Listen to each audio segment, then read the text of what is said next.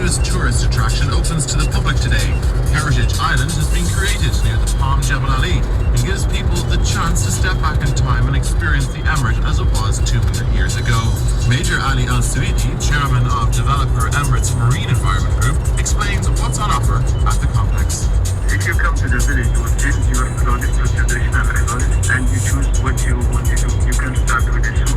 Also, you can go to the village and after you go to the diving place where you do the whole procedure for diving. After that, you go to see a very special way to cut the panther because they use them for hunting. They will do a wedding, traditional wedding. After the wedding, they make the racing by camel and you can see how they do the very traditional racing with the camel.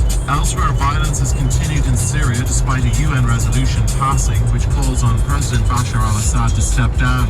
The non-binding resolution passed by an overwhelming majority at the UN General Assembly, but China and Russia both voted against it. Hisham Meliam of the Al Arabiya News Network told PBS NewsHour he thinks inaction will lead to a conflict that spreads beyond Syria.